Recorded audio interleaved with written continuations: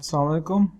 Last lecture में हमने सीखा कि कैसे हम रिलेशनल और लॉजिकल ऑपरेटर्स को इस्तेमाल कर सकते हैं और उनको किस तरह एरेज़ के ऊपर अप्लाई किया जा सकता है। प्लस अगर हमने उनमें से कोई रिज़ल्ट निकलवाना है कि कौन सी वैल्यूज़ जो हैं वो उन लॉजिकल ऑपरेशन या रिलेशनल ऑपरेटर को सेटिस्फाई करती हैं तो हम वो भी फाइंड आउट कर सकते हैं। अब हम थोड़ा सा एक स्टेप आगे चलते हैं जिसके अंदर ये लॉजिकल ऑपरेटर्स और रिलेशनल ऑपरेटर्स का ज़्यादा इस्तेमाल आता है कोडिंग के अंदर। वो ये है कि आज तक अभी जितना भी हमने प्रोग्राम किया है या प्रोग्रामिंग की है वो सारी की सारी एग्जीक्यूट होती है from line 1 to line whatever 20 तक। अगर आपने कोई प्रोग्राम बनाया है तो वो line by line program execute होता जाता है। अगर आपने इनपुट की कमांड लिखी है तो इनपुट एग्जीक्यूट होगी, अगर आपने आउटपुट लिखा तो कोई ना कुछ प्रिंट हो जाएगा। लेकिन अब हम चलते हैं नेक्स्ट लेवल के ऊपर कि अगर हम कोई एक ऐसा सेक्शन बनाएं कि जो कि सर्टेन कंडीशन पर डिपेंड करता हो कि let's say we have a numbers, और अगर वो नंबर जो है कोई एक इवन नंबर आ जाता है तो फिर कुछ प्रिंट होना चाहिए कि लेट्स से कोई आउटपुट आना चाहिए it is a even number. और अगर वो नंबर इवन नहीं है तो फिर हमारा प्रोग्राम कुछ शो नहीं करना चाहिए। यानी कि प्रोग्राम खुद डिसाइड करे कि क्या हमने शो करना है क्या नहीं करना, based on some rules, based on some conditions. तो आज हम ये देखेंगे कि कैसे हम प्रोग्राम की ऑटोमेशन खुद कर सकते हैं। तो the statements are called conditional statements. तो थोड़ा सा पहले डेफिनेशन का बता दें कि conditional statement is a command that allows software या program to decide whether or not to execute the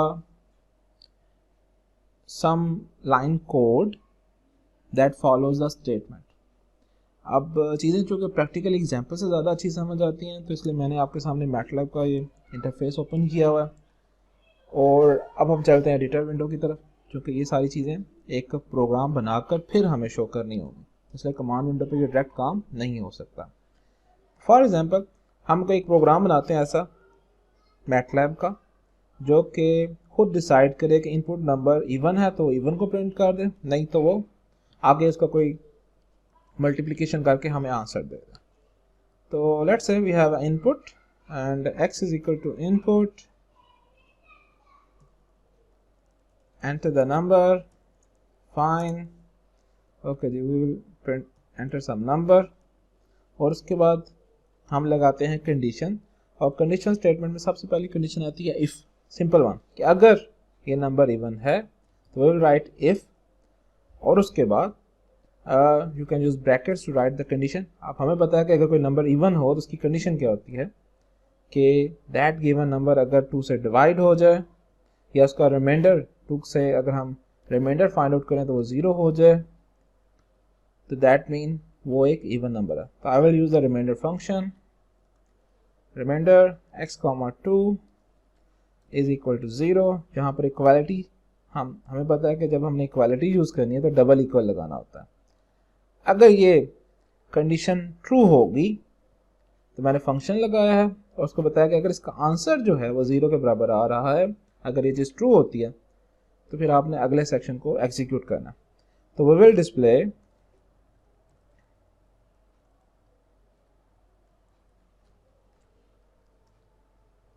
entered number is even.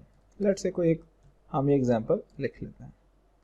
अब मैटलैब में जो रूल है कि अगर आपने कोई भी कंडीशनल स्टेटमेंट लगानी है एंड देन आफ्टर दैट जब आप उसके अंदर सिंटैक्स लिख लें, उसके अंदर कमांड्स लिख लें, तो उस पोर्शन को आपने उसके लास्ट पे एंड ज़रूर रखना ताकि मैटलैब को पता चल जाए कि भाई ये वाली जो कमांड्स हैं ये इसका किसके साथ लिंक है, इफ़ के साथ लिंक है।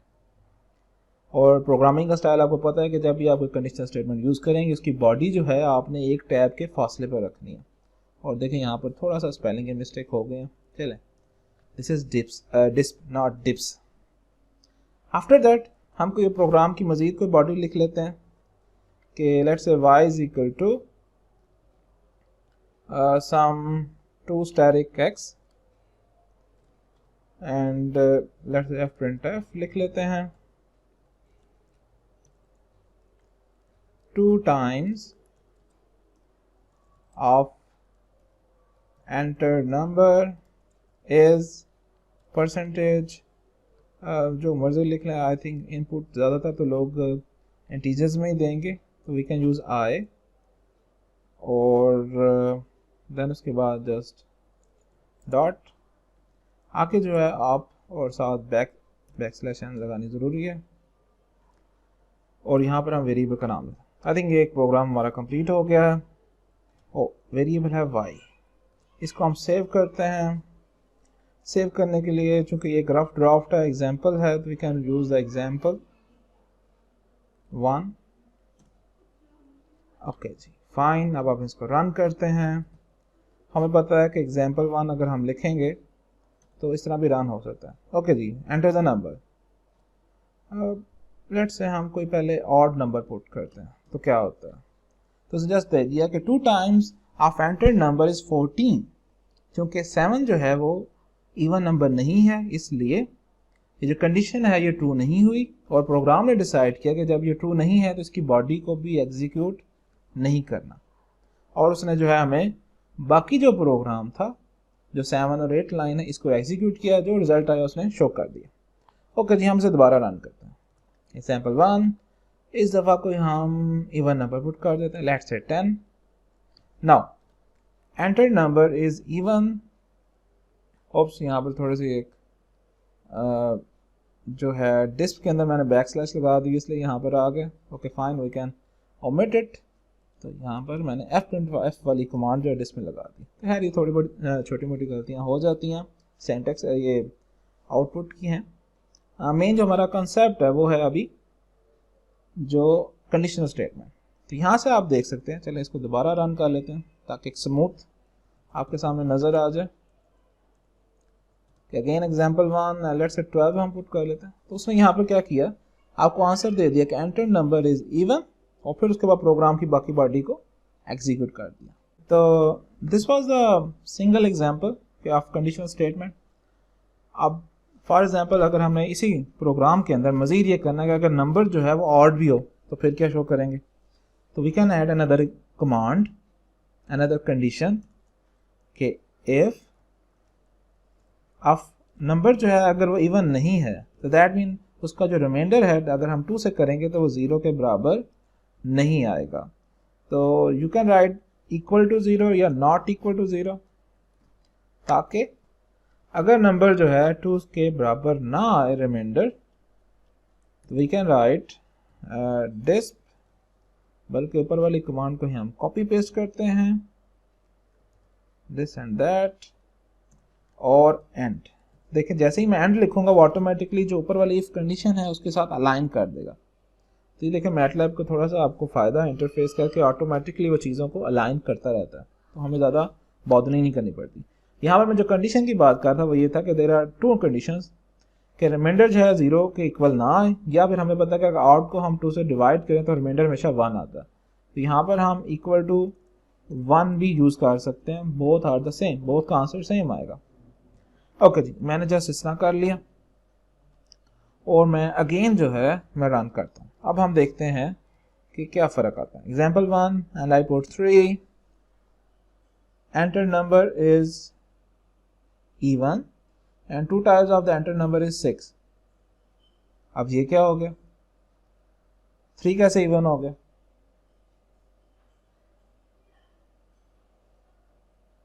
ओप्स हाँ सॉरी यहाँ पर जो हमने इवन की जगह पर ऑड नहीं लिखा, तो ये थोड़ी सी चलें लाइव सेशन में मिस्टेक्स हो जाती हैं कि हमने कमांड कॉपी पेस्ट की थी तो कॉपी पेस्ट के बाद उसमें एडिटिंग भी करनी थी, वरना मैंने कहा कि प्रोग्राम हमने बनाया हुआ है ये कैसे दोबारा खराब हो। चलिए अब हम इसको चेक करें। तो एंटर नंबर इज ऑड, तो यानी कि आप जो है एक प्रोग्राम के लिए जितनी मर्जी आप कंडीशनल स्टेटमेंट लगाना चाहें, इट्स अप टू यू, आप उसे इस्तेमाल कर सकते हैं। जैसे ही वो कंडीशन ट्रू होगी उसकी बॉडी एग्जीक्यूट हो जाएगी। फॉर एग्जाम्पल यहाँ पर इसकी मैं वर्किंग बताता हूँ कि जो 3 है प्रोग्राम चला, हमने एंटर 3 किया, 3 जो है एक्स में स्टोर हो गया, हमने उसके बाद थर्ड जो लाइन है इसके ऊपर कंडीशन उसने चेक की, रिमाइंडर 0 नहीं आया, तो इसलिए ये जो आगे वाली लाइंस हैं 4 एंड 5 उसने वो स्किप कर दिया, साथ ही फिर वो आगे चला गया। उसने नेक्स्ट कंडीशन को चेक किया, ओके ट्रू, उसने उसकी बॉडी को डिस्प्ले कर दिया कि एंटर नंबर इज ऑड। अब यहाँ पर ये बात है कि जब मैंने कोई नंबर पुट किया है 3 कंडीशन दोनों ही चेक हो रही हैं, क्योंकि मैटलैब का जो प्रोग्राम है वो तो लाइन बाय लाइन चलता है। यानी कि एक किस्म का ये समझ लें कि एक कंडीशन एक्स्ट्रा चेक हो रही है। Now it is not a good thing कि हम फालतू में एक मेमोरी अपनी जो टाइम है कंप्यूटर का वो ज़ाया कर रहे हैं। एंड इमेजिन अगर हमने कोई इस प्रोग्राम को 1000 दफ़ा रन करना हो तो बैक एंड पे मेमोरी का लॉस होगा।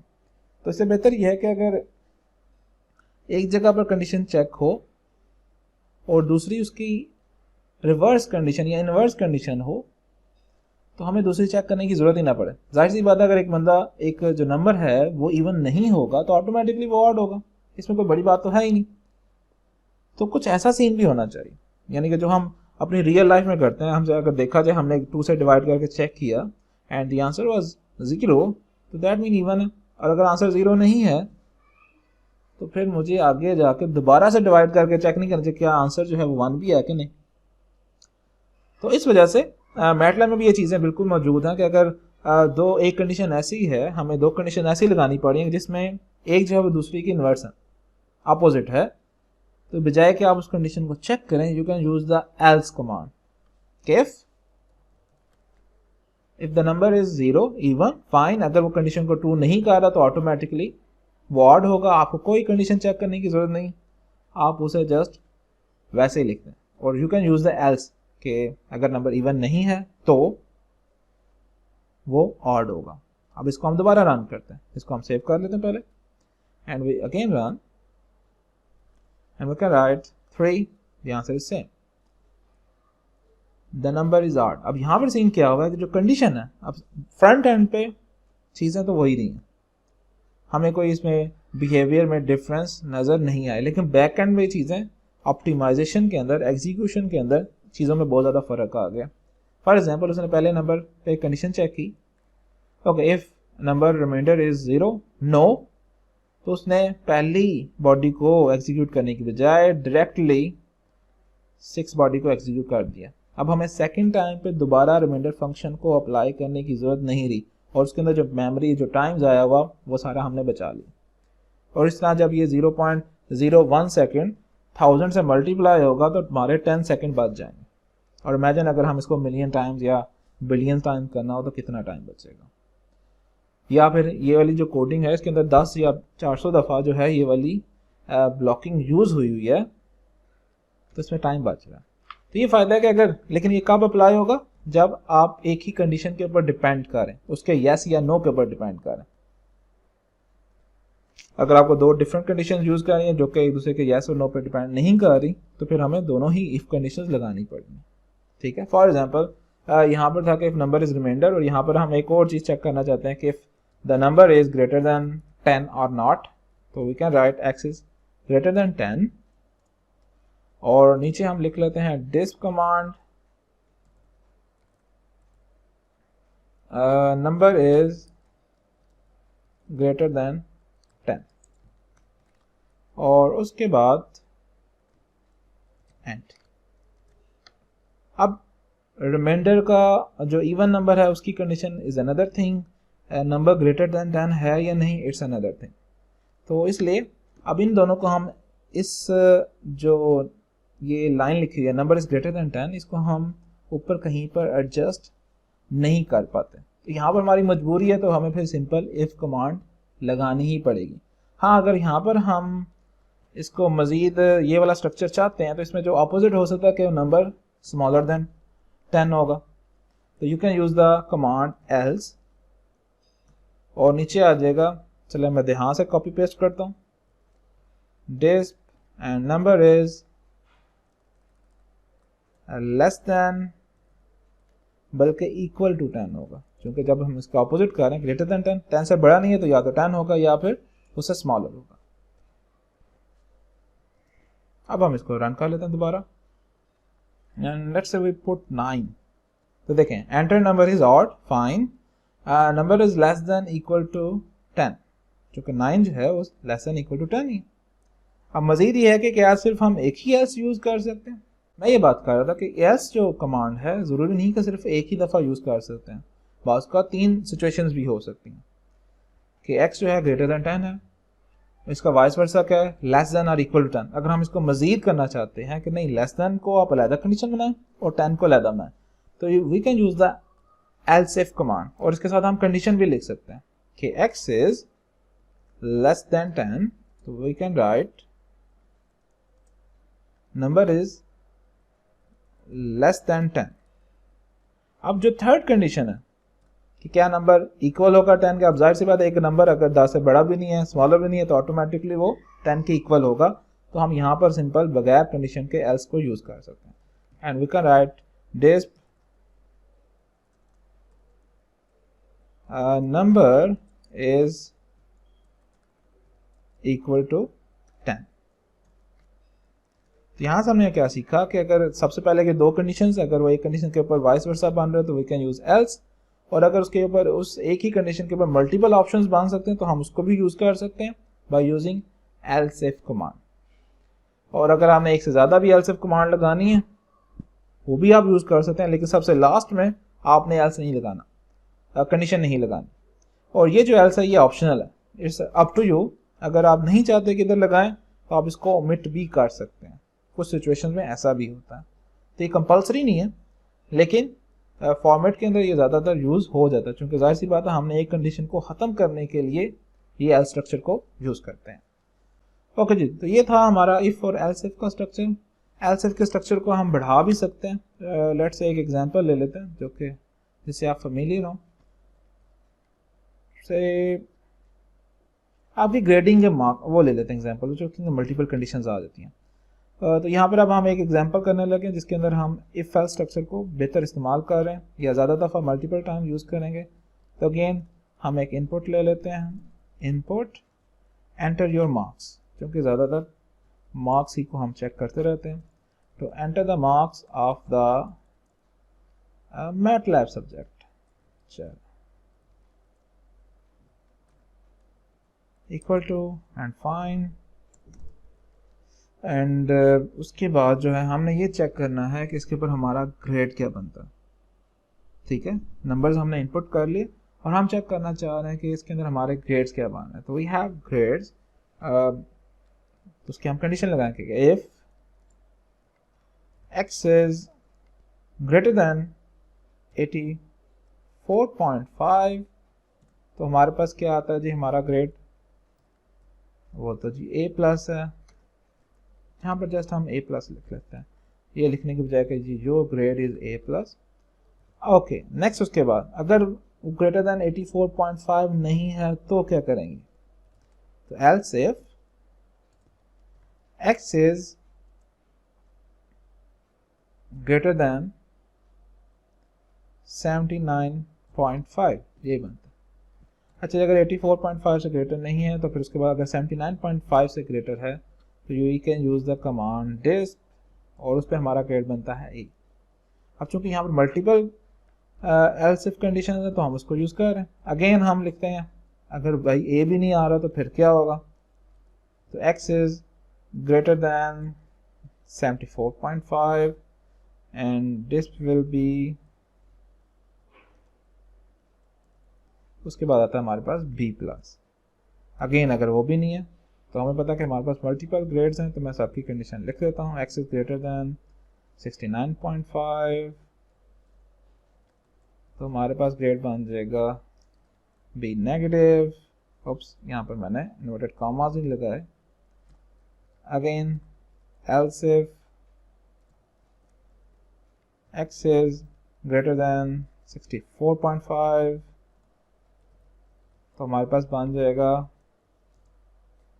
सॉरी पहले आता है B प्लस फिर B नेगेटिव. चलो मैं सारी ग्रेडिंग लिख देता हूँ. else if x is greater than, अगर 64.5 से भी ग्रेटर नहीं है तो भाई 59.5 से अगर ग्रेटर है तो फिर हमारे पास जो ग्रेड होगा वो बनेगा C प्लस. अगर वो भी नहीं, अल्लाह खैर ही करे, तो फिर जो है x इज ग्रेटर दैन 54.5, तो देन इट विल बी डिस्प, और सिंपल आपको C ग्रेड मिलेगा. एल्स इफ और आप जो है x इज ग्रेटर दैन 49.5, तो फिर जनाब आप जो है D ग्रेड लेंगे. और अगर फिर भी नहीं है तो फिर आपके पास F ग्रेड है, इसलिए यहाँ पर कंडीशन लगाने की ज़रूरत नहीं है. एंड डिस्प आप यहाँ पर लिख देंगे F grade. And end. This is your gradings. अब हम चलते हैं इसको एग्जीक्यूशन की तरफ. इसको हम लिख देते हैं ग्रेडिंग एग्जाम्पल 1. चलें ग्रेडिंग 1 और यहाँ पर जो है इसको क्लियर कर लेते हैं, बल्कि तमाम क्लियर ऑल CLC और जो है grading 1. Enter the marks. Let's say random 73 लिख लेते हैं. It is B. अब लिखने में तो बड़ा आसान नज़र आ रहा है कि भाई हमने नंबर लिखा, हमें ग्रेड पता चल गया. अगेन हम लिखते हैं जी ग्रेडिंग 1, नंबर्स लिखते हैं जी 47. उसने हमें बता दिया आप फेल हो गए. लेकिन अब यहाँ पर ये चीज़ है कि जो मल्टीपल कंडीशंस है हमें बड़ा इजी लग रहा है. इसी को अगर हम सिंपल इफ़ कमांड से करें तो क्या होगा, तो देन जो है कंडीशन थोड़ी सी मुश्किल हो जाएगी. उसको भी चेक कर लेते हैं. Again x is equal to input, enter the number equal. अब यहाँ पर जो अगर मैं सिंपल इफ कंडीशन लगा रहा हूँ, पहली कंडीशन तो सेम ही देखिए, x is greater than 84.5, then our grade will be A+. लेकिन अब चूंकि साथ ही मुझे एंड लिखना पड़ेगा. अब सेकंड ब्लॉक कि अगर वो 84.5 से ग्रेटर नहीं है तो that mean x is less then 84.5 और साथ पिछला जो इंटरवल है greater than 79.5, so then it will be A. And end. If again फिर वो सारे का सारा मुझे इंटरवल लिखना पड़ रहा है, बल्कि मैं इसी को कॉपी कर लेता हूँ. तो मैटलैब की हमें कॉपी पेस्ट की सहूलत मौजूद है. तो यहाँ पर मुझे लिखना पड़ेगा 79 से 0.5 से कम हो और 74.5 से ग्रेटर हो, तो we will have a B+ command. अब मुझे ये ब्लॉक बार बार दफ़ा लिखना पड़ा और सिर्फ लिखने में ही प्रॉब्लम नहीं है, इससे पीछे और भी प्रॉब्लम होगी, वो मैं आपको साथ साथ बताता हूँ. कि अगर 74.5 से भी स्मॉलर है और फिर 69.5 से ग्रेटर है तो फिर जनाब आप इसको चेक करेंगे. और सबसे पहले है कि क्या हम ये दो कंडीशंस लिख सकते हैं मैटलैब के अंदर. मेरा क्वेश्चन पहले ये है, तो कोई मुझे बताएगा? जी बोले, क्या मैटलैब में ऐसा लिख सकते हैं 79.5 is less then x and less than 84.5, जिसे हम आम नॉर्मल टेक्स्ट बुक बोर्ड में लिखते हैं, टेक्स्ट बुक से हम लिखते हैं.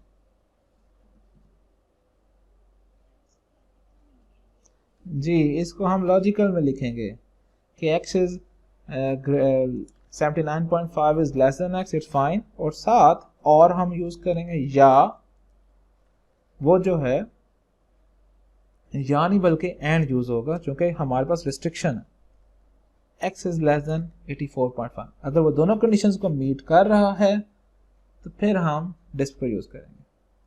और यहाँ पर कोई एरर आ रहा है, देखते हैं कि when both arguments are numeric scalar consider replacing and with double and for performance. और ये मैटलैब का है कि अगर आप इस तरह यूज कर रहे हैं तो you can use the double and. तो एंड करें या डबल एंड करें इट्स सेम. चलो उसने कह दिया तो हम यूज कर रहे हैं. एक दफ़ा हम सिंगल एंड भी कर लेते हैं, कोई मसला नहीं. और यहाँ पर फिर आपको एक्स लिखना पड़ेगा. तो मीन एक छोटा सा प्रोग्राम है जिसे हमने इफ एल्स स्ट्रक्चर से इतना इजी से कर लिया, लेकिन यहाँ पर हमें वो ट्रबल कर. तो चले मैं आप इसको कंप्लीट कर देता हूँ ताकि आपकी ग्रेडिंग जो है, इधर था हमारे पास B+, उसके बाद आ जाएगा B. चलें इसको हम B नेगेटिव तक ही रखते हैं, आगे वाला आप खुद देख लीजिएगा. तो इट वाज 54.5 और यहाँ पर हम लिखते हैं 69.5 एंड B नेगेटिव. इसको हम कर लेते हैं ग्रेड 2. चलो जी अब मैं ग्रेड 2 को करता हूँ. अब बेशक हमें जो है सामने यही नज़र आ रहा है, मैं इधर भी 73 लिखता हूँ ताकि बड़े नंबर्स हैं. उसमें भी हमें जो है वो आंसर सेम ही दिया. चलो यहाँ पे मैंने सप्रेसर नहीं लगाया था इसलिए x की वैल्यू भी आ गई है. लेकिन अगेन देखें आपको ग्रेड जो है वो B ही शो हुआ है, इधर भी B शो हुआ है. लेकिन बैक एंड पे दोनों की प्रोग्रामिंग या दोनों की एग्जीक्यूशन टाइम में बड़ा फ़र्क आया. द रीज़न इज दिस कि बेशक मैंने 73 पुट किया, उसने ये एक कंडीशन 2 3 4 5 इन पांचों को चेक किया जिसमें 4 दफ़ा आंसर फॉल्स आया और इस एक कंडीशन की दफ़ा आंसर ट्रू आया और उसने हमें बी ग्रेड को पुट कर शो करवा दिया। लेकिन जब हम देखते हैं ग्रेडिंग 1 पे, तो उसके अंदर क्या था कि हमारे पास 73 है, उसने नंबर चेक किया क्या वो 84.5 से ग्रेटर है, नो। हमारे पास सिर्फ जो थर्ड एग्जीक्यूशन लाइन है वो एग्जीक्यूट हुई। फिर उसने दोबारा चेक किया क्या हमारा नंबर जो है 79.5 से ग्रेटर है, ओके नो। क्या हमारा नंबर 74.5 से ग्रेटर है, नो। क्या हमारा नंबर 69.5 से ग्रेटर है, यस। उसने बी को डिस्प्ले किया और जो आगे रिमेनिंग कंडीशंस थी उनको चेक करने की अब हमें ज़रूरत ही नहीं, जो कि हमारा एक नॉर्मल लॉजिक कहती है, जो ह्यूमन बिहेवियर कहता है कि अगर हम भी चेक कर रहे हैं हमारे पास आंसर आ गए तो मुझे नीचे वाली वैल्यूज़ को चेक करने की ज़रूरत ही नहीं है कि मैं क्यों चेक करूँ 73 इज़ ग्रेटर दैन 64.5। जबकि यहाँ पर जो सेकंड क्वेश्चन है इसके अंदर चूंकि ये इफ़ कंडीशंस हैं तो ये हमेशा ही चेक होंगी, चाहे वो उसका आंसर दें या ना दें, वो तो डिपेंड कर रहा है कंडीशन की वैल्यू के ऊपर। लेकिन यहाँ पर मुझे 5 दफ़ा चेक करना पड़ा और अगर मैं पूरा कंप्लीट करता बी नेगेटिव से आगे, तो बी नेगेटिव से आगे सी प्लस, सी, डी और एफ 4 कंडीशंस और भी हैं, यानी कि 9 कंडीशंस हमेशा ही एग्जीक्यूट होंगी हर दफ़ा जब भी आप नंबर चेक कर रहे हैं। तो अगर हमने इस तरह का कोई प्रोग्राम, जिस तरह अगर आपको पास ऑनलाइन मिलते हैं वेबसाइट होती है जिस पर आप अपना ग्रेड चेक करते हैं, उसके पीछे बैकएंड पे लगाया होगा तो इतनी ज़्यादा ट्रैफिक होती है तो जो है हैंग होना शुरू हो जाएगा क्योंकि ज़्यादा टाइम ले रहा है। जबकि यहाँ पर जो है वो कम टाइम ले रहा है और एफिशिएंटली आंसर दे रहा है। और सेकंड बात कि यहाँ पर हमें 2 दफ़ा कंडीशंस लिखनी पड़ रही है प्लस उसके ऊपर लॉजिकल ऑपरेशंस भी लगाने पड़े। अब ये सिंगल कंडीशन नहीं है, these are 2 conditions and third फिर लॉजिकल की भी है, तो ये प्रोग्राम जो है ये ज़्यादा बर्डन कर रहा है। और अगर आप यहाँ पर इसका टाइम फाइंड आउट करना चाहें तो मेरे ख्याल से ज़्यादा हमें बेहतरी से अंदाज़ा हो सकता है। उसके लिए सिंपल है, वी कैन यूज़ द, चलें साथ साथ मैं आपको ये भी बताता चलूँ, टिक, और यहाँ पर हम लिख देते हैं टॉक। टिक टॉक जिस तरह एक आम टाइम के लिए यूज़ होता है, टिक टॉक जो घड़ी है वो यूज़ करती है। टिक टॉक आप वाली वो ऐप नहीं है जिसके अंदर आप कर रहे हैं, और यहाँ पर भी हम टिक टॉक लिख लेते हैं। और टिक टॉक जो है ये जो टाइम के हमारे लिए चेक करने वाले पैरामीटर्स हैं, इसको हमेशा इनपुट के बाद लिखा करें, क्योंकि इनपुट में हो सकता है टाइम ज़्यादा लग जाए, लेकिन इनपुट के बाद ये सारा टाइम मशीन नहीं लेना है, तो हम सिर्फ इस जो मैंने प्रोग्राम लिखा है इसकी एग्जीक्यूशन के टाइम को चेक कर सकते हैं। तो पहले हम ग्रेडिंग वाले को करते हैं, ये चलें ग्रेडिंग 2 को कर लेते हैं। इसको पहले मैं क्लियर कर दूं और लिखेंगे हम CLC को, तो ये बी वाले को ही, तो CLC क्लियर ऑल। अब मैं लिखता हूँ ग्रेड 2 और यहाँ पर मैं वैल्यू लिखता हूँ 73। उसके बाद उसने बी दिया है और elapsed टाइम हमारे पास क्या है 0.002861 सेकेंड। Okay fine. नाउ अब हम करते हैं ग्रेडिंग 1 को। Grading 1, enter the marks 73 and elapsed time is 0.00039 seconds। कितना फर्क आ गया, ये second decimal, third decimal place पे वैल्यू आ रही है, ये फोर्थ डेसिमल प्लेस पे वैल्यू आ रही है। तो फास्टर कौन हुआ, इफ एल्स स्ट्रक्चर। तो that was the structure of if else and if simple block जो कंडीशनल स्टेटमेंट है, और उसका जो डिफरेंस है बैक एंड के ऊपर वो मैंने आपको बता दिया। साथ साथ हमने देखा कि किस तरह हम जो इफ जो टाइम है, अगर हमने किसी प्रोग्राम का एग्जीक्यूशन का टाइम चेक करना है तो वो भी हम कैसे कर सकते हैं। ओके, जैसे हम क्लियर करते हैं और अब आगे चलते हैं कि क्या ये जो इफ और इफ एल्स स्ट्रक्चर है, कंडीशनल स्टेटमेंट्स है, क्या सिर्फ ये नंबर्स के ऊपर ही लगती हैं, या ये जो है टेक्स्ट या अल्फ़ाबेट्स या स्ट्रिंग्स उसके ऊपर भी अप्लाई होती है कि नहीं, तो उसको हम चेक कर लेते हैं। लेट्स से हम इधर अब एक लिख लेते हैं कमांड के x is equal to Ali, को एक नाम लिखना है इंग्लिश में, और यहाँ पर हम कंडीशन लगाते हैं कि if x is equal to जो हमारा एंटर नेम है वो अली के बराबर हो, तो हमने क्या आउटपुट देनी है कि he has a salary $200 or something, एन एन। तो चूंकि x की वैल्यू पर अली थी इसलिए उसने लिख दिया कि he has a salary of $200। तो मीन यहाँ से हमने क्या सीखा कि जो कंडीशंस हैं वो न्यूमेरिक वैल्यूज़ के ऊपर भी अप्लाई होती हैं और वो उसके साथ साथ वो स्ट्रिंग्स के ऊपर भी अप्लाई हो सकती हैं। लेकिन स्ट्रिंग के अंदर आपने ध्यान रखना है कि स्मॉल ALI और कैपिटल ALI में फ़र्क होता है। कि फॉर एग्जांपल अगर मैं इसको कॉपी करता हूँ, या चलें इतने ही स्ट्रक्चर को कॉपी करता हूँ, मैं यहाँ पर लिखता हूँ x इज इक्वल टू, बेशक लिखा मैंने, चलें सिर्फ एक को ही कैपिटल किया है और उसके बाद मैं इफ स्ट्रक्चर लगाता हूँ तो मेरे पास कोई आंसर नहीं आया। इसे स्ट्रिंग्स को ध्यान रखना है। लेकिन अब स्ट्रिंग जो है हमारे पास किस तरह के प्रोग्राम्स में आ सकता है। तो जैसे हमने ग्रेडिंग का तस्करा किया तो हम ये भी तो कर सकते हैं कि enter the grades x is equal to input enter the grade of your subject और साथ हम s लगा लेते हैं फॉर स्ट्रिंग और फिर हम लिखते हैं कि if x is equal to a plus, तो डिस्प कि हमारा जो ग्रेडिंग फैक्टर होगा, ग्रेडिंग फैक्टर इज 4, ये जो आपका CG पे बनता है। एग्जाम्पल इसलिए ले रहा हूँ कि आप लोग इससे फेमिलियर है। तो ग्रेडिंग फैक्टर इज 4 और अगर आपने इसको किसी वैल्यू में स्टोर करवाना तो आप उसे भी कर सकते हैं। 12 वो एक, अभी हम सिर्फ एक ही सब्जेक्ट का चेक कर रहे हैं इसलिए हमें इसको स्टोर कराने की ज़रूरत नहीं है, वरना यहाँ पर हम लिख सकते हैं कि लेट्स से a इज इक्वल टू 4। चलें साथ साथ ये भी कर लेते हैं। अब हमें पता है कि चूँकि हम मल्टीपल ग्रेड्स हैं हमारे पास लिस्ट है, for example A plus A B plus and B, सिर्फ 4 को ही हम चेक करते हैं।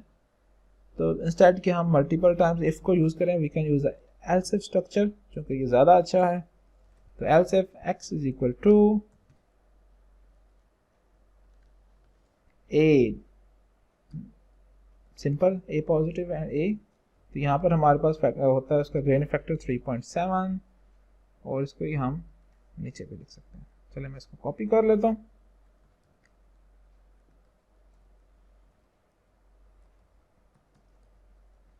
और यहाँ पर भी लिख देते हैं 3.7। अब इस स्ट्रक्चर को हम कॉपी पेस्ट चलाए जाते हैं।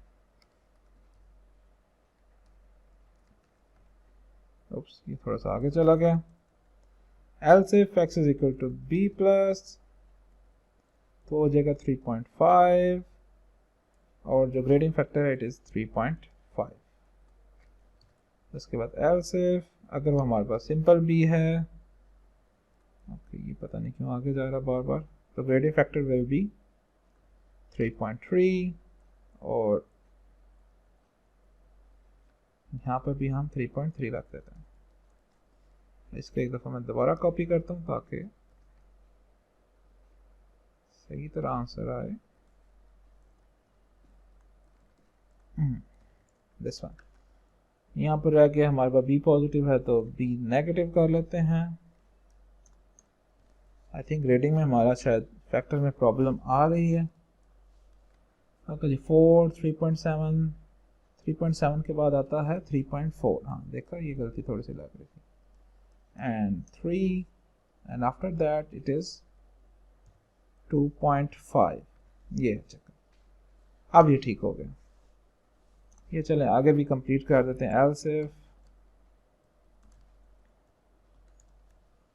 अगर हमारे पास है c प्लस, तो वो हो जाएगा सिंपल 2 और इधर हम लिख देते हैं 2 और इसको ऊपर भी सही कर देते हैं आउटपुट में।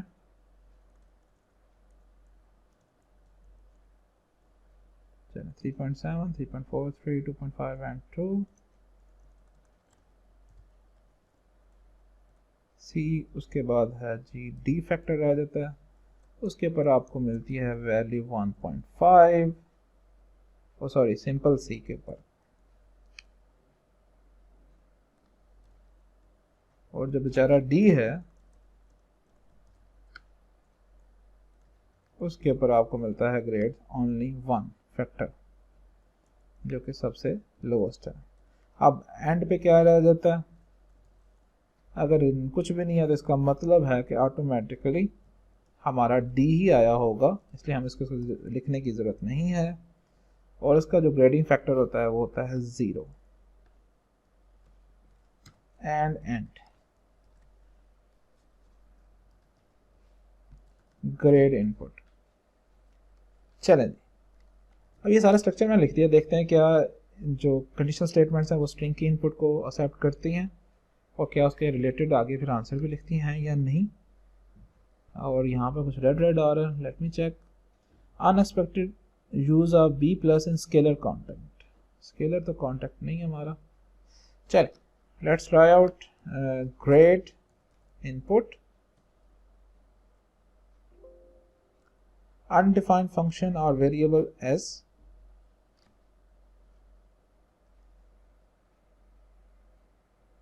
अगर हमें स्ट्रिंग की इनपुट लेनी हो तो s नहीं लगाते साथ क्या?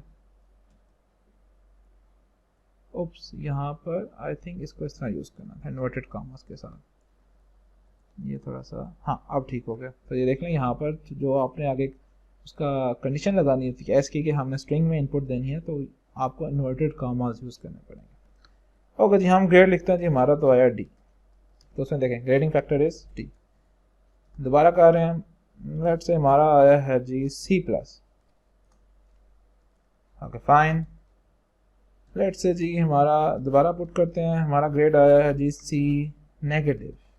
उसने हमें दे दिया ग्रेडिंग फैक्टर इज 1। हालांकि सी नेगेटिव तो है ही नहीं। चलो एक थोड़ा सा मैं आप मज़ीद बता रहा हूँ कि जब हम इस तरह ये जो स्ट्रक्चर यूज़ करते हैं तो बाज़ का तो उसमें गलत इनपुट भी तो लिखी जा सकती है। जैसे हमारे ग्रेडिंग में डी सी प्लस और सी है, सी नेगेटिव तो है ही नहीं। तो उसने क्या किया, वो समझा कि उसने एल्स वाला स्ट्रक्चर को यूज़ कर लिया।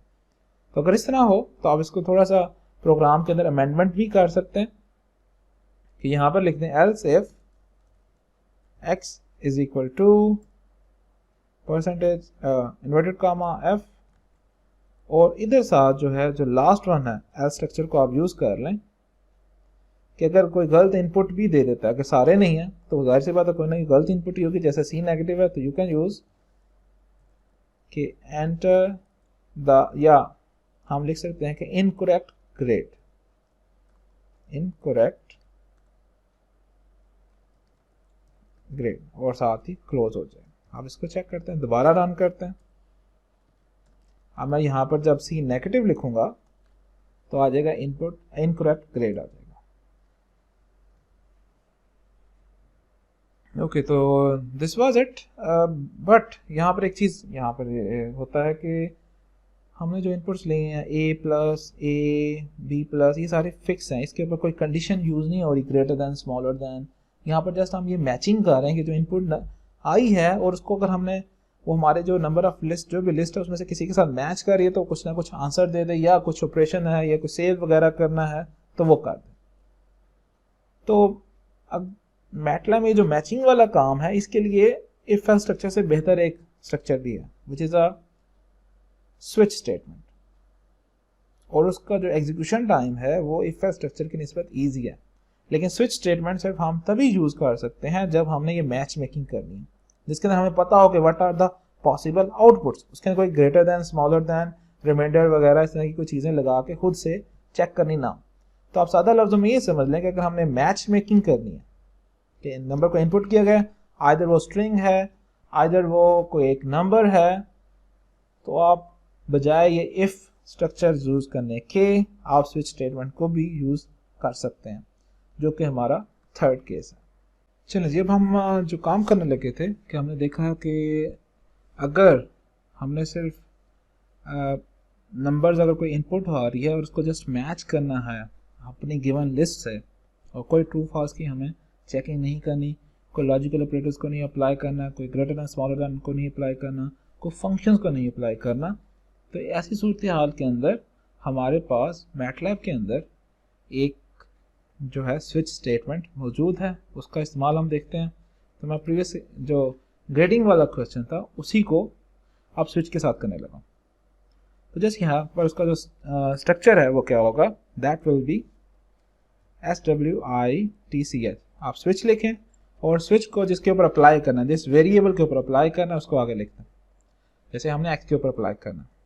और इसका जो फॉर्मेट है वो ये है कि यहाँ पर हम जस्ट इफ़ की जाए केस लिखेंगे। स्विच के अंदर हम डिफरेंट केसेस को देखते हैं। Case is equal to X case, और यहाँ पर चूँकि हम एक्स के ऊपर यूज़ कर चुके हैं, हमें जस्ट यूज़ करना है ए पॉजिटिव। जस्ट देखें कितनी आसानी कारक है, इसका हमें बार बार कंडीशन लिखने की भी ज़रूरत नहीं है।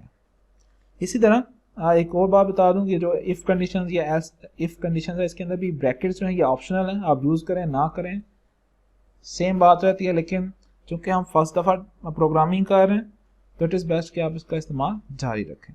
Okay, next is second case which is कि अगर वो ए हो तो हमने से ए लिख दिया, बाकी सारा स्ट्रक्चर वही है। और उसके बाद नेक्स्ट जो है केस दिस वन, मैं इधर से इसको माइनस कर देता हूँ, इसलिए मैंने पिछले क्वेश्चन को कॉपी किया। तो यहाँ पर जस्ट क्या है स्विच स्टेटमेंट, और उसके अंदर आप जितने केसेस को डिस्कस कर रहे हैं वो लिखते जाएं, बाकी सारी जो उसके अंदर बॉडी आ रही है वो एग्जीक्यूट होती जाएगी। And this is case. Okay, कितने ज़्यादा यहाँ पर।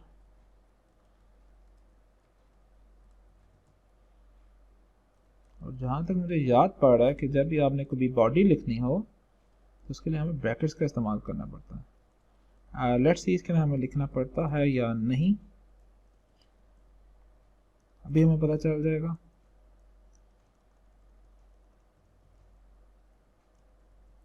अब अगेन इसमें भी एक चीज़ है कि अगर जो आपने इनपुट दी है हमारी लिस्ट से वो मैच नहीं कर रही, तो जिस तरह हमने इधर ये एल्स वाला स्ट्रक्चर लिखा था, तो स्विच स्टेटमेंट के अंदर भी एल्स वाला स्ट्रक्चर, यानी कि एल्स स्टेटमेंट के लिए भी होता है एक वर्ड विच इज़ अदरवाइज। तो आप इसको अदरवाइज को यूज़ कर लें, तो अगर वो हमारी लिस्ट में से कोई भी मैच नहीं हो रहा तो हमें अदरवाइज वाली जो ऑप्शन है उसको एग्जीक्यूट कर देगा, उसकी बॉडी को एग्जीक्यूट करेगा और हमें कुछ ना कुछ रिजल्ट दे देगा। ज़्यादातर हम ये लिखते हैं इनकरेक्ट या एंटर अगेन, एंड जो मर्जी आप स्टेटमेंट लिख लें। तो this is it.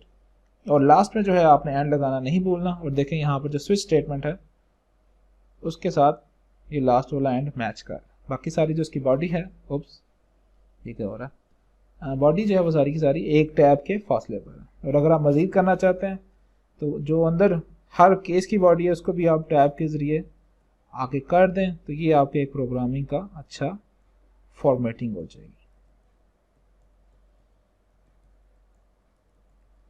Like this. चलो मैं सारी कर देता हूँ ताकि ये ना हो कि आप सिर्फ चंद ब्लॉक्स को ही करें। ओके जी, सारे ने भी नहीं किया था इसलिए नहीं हमने करना। चलें जी, इसको हम सेव कर लेते हैं और यहाँ पर लिखते हैं ग्रेड स्विच SWITCH, बेशक इधर अंडरस्कोर लगा दें। ओके, जिसे मैं क्लियर कर देता हूँ जो कि एक अच्छी प्रैक्टिस है। Grade underscore switch. अब यहाँ पर मैं पुट करता हूँ A, the answer grading factor is 3.7। और लेट्स से अगर हम ए को भी मिस करते हैं चेक करने के लिए क्या पूरी की पूरी बॉडी एग्जीक्यूट हो रही है कि नहीं, ये मैंने जानबूझ के किया। ओप्स, इसको सेव करना था और ये मैंने किया ए के अंदर ही।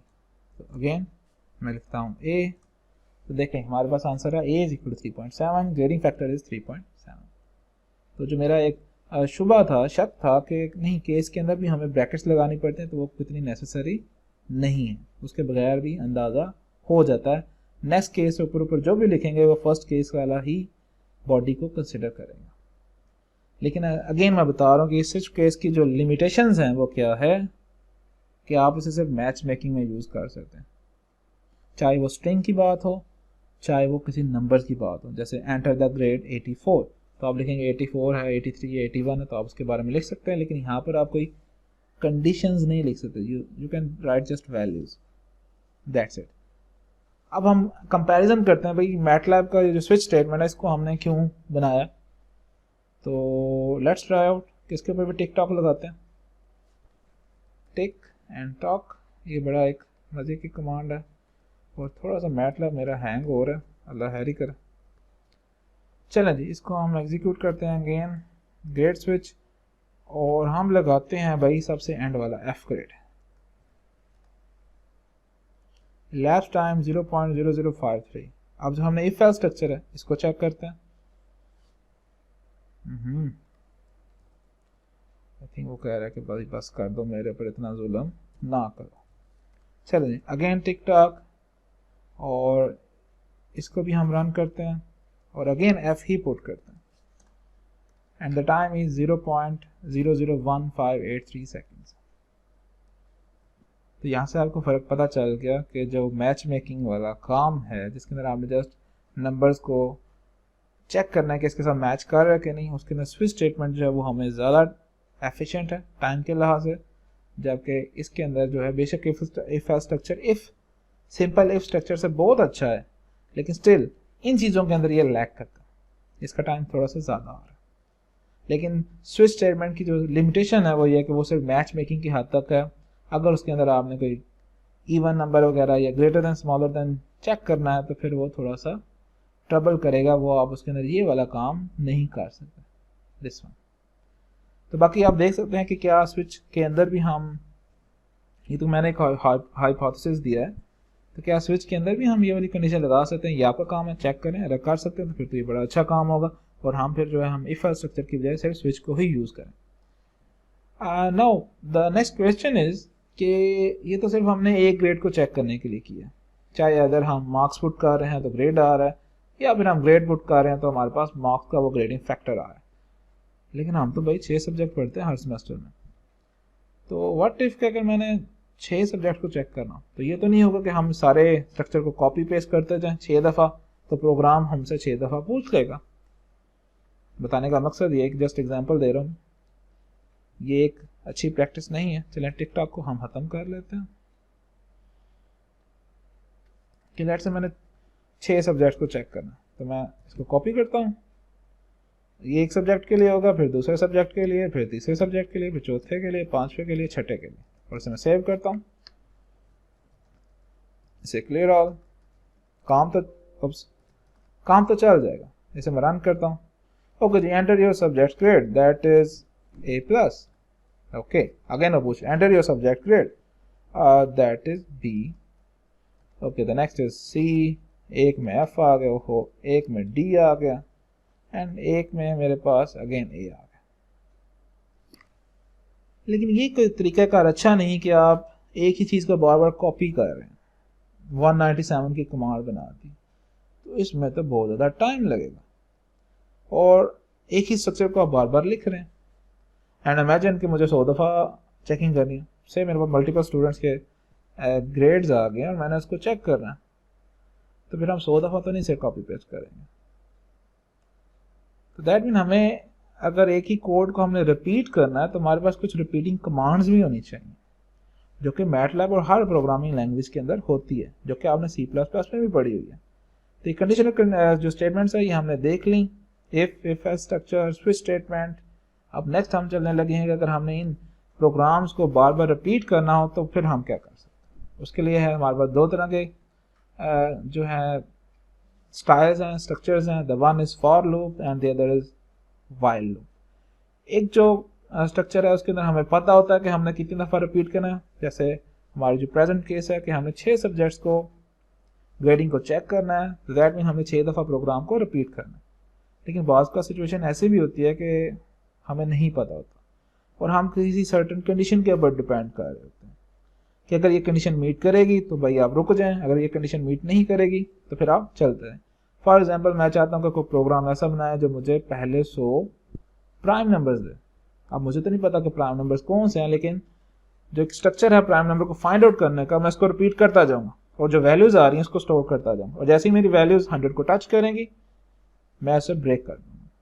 तो ये दोनों सिचुएशन हमारी रियल वर्ल्ड के अंदर आती हैं। दोनों एग्जांपल्स मैंने आपको दे दिए हैं। इंशाल्लाह नेक्स्ट लेक्चर के अंदर हम इस रिपीटिंग स्ट्रक्चर को देखेंगे और फिर हमारे पास ये प्रोग्रामिंग का एक जो पूरा एक सीन है ये हमारा कम्पैक्ट क्लोज हो जाएगा और दैट विल बी इनफ। बाकी जो एक्स्ट्रा चीज़ें हैं, ये बेसिक वाला जो हमारा कोर्स है वो हमारा कंप्लीट हो जाएगा। अगर किसी एक बंदे ने मैटलैब की प्रोग्रामिंग करनी है या कोडिंग करनी है, तो अगर उसे लूपिंग आ जाए, उसे कंडीशनल स्टेटमेंट्स आ जाएं, उसे जो बेसिक स्ट्रक्चर है वो आ जाए, तो अब वो कोई भी प्रोग्राम बना सकता है। बाकी चीज़ें जो है वो थोड़ा सा कह लें एक नेक्स्ट स्टेप फर्दर हैं, लेकिन बेसिक्स की हद तक यही है।